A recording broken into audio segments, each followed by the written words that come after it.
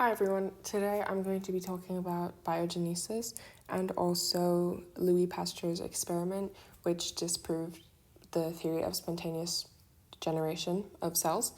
And this is part of topic 1, cell biology, the origin of cells subunit, and this is in both the standard level and high level syllabus, so everyone needs to learn this. So we know that cells can only be formed by the division of pre-existing cells, either from binary fission or mitosis, meiosis, etc. However, this wasn't always the case, as there wasn't always life on Earth. So the chemical processes which contributed to the initial formation of biological life required very specific conditions in order for, I think it was the first amino acids to form. There was an experiment that proved these conditions, however, I won't be talking about that today. And the conditions were a reducing atmosphere with a lot of lightning, so electrical discharges, and very high temperatures of over 100 degrees Celsius. And this allowed chemical reactions to be catalyzed, causing the initial formation of biological life. However, these conditions don't really exist, or don't commonly exist on Earth now. And so living cells can't arise independently anymore, and that process of cells arising independently is abiogenesis. So now cells can only be formed by the division of pre-existing cells, which is biogenesis.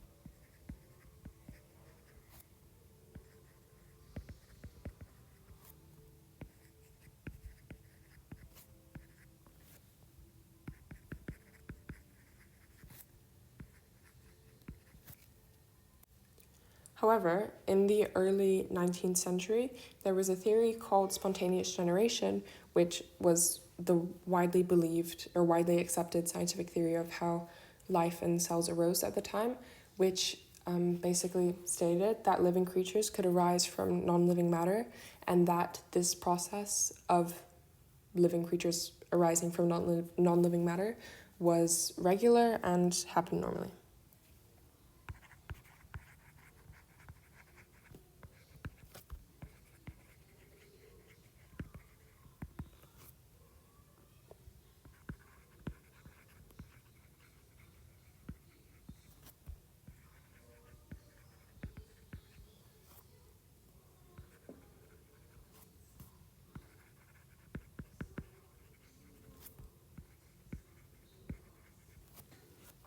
So in 1859, a scientist called Louis Pasteur disproved this theory by experimenting using swan neck flasks, which you can see here, and a nutrient broth.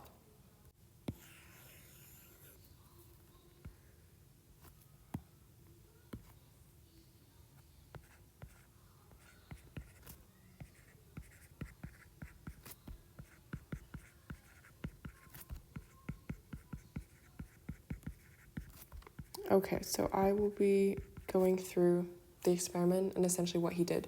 So first, he stored nutrient broths in vessels, which you can see here, which have something called a swan neck bottle, which is this part here.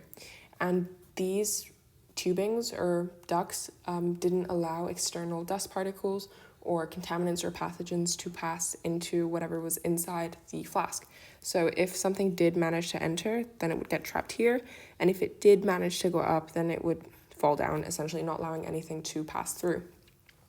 So after the broths were put into the bottles, the broths were boiled, which killed off any microorganisms present in the broth growth medium.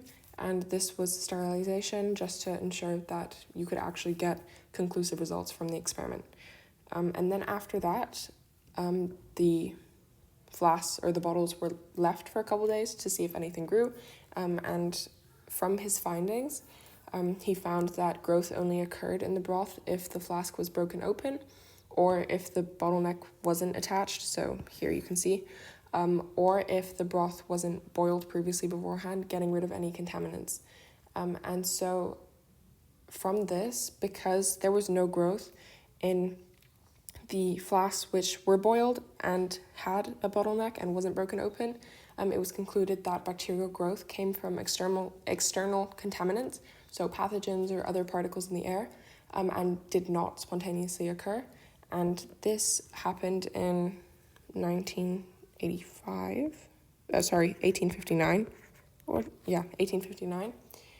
And this essentially created, or I suppose formed the statement of, or the law of biogenesis, and the fact that cells can only be formed by the division of pre-existing cells.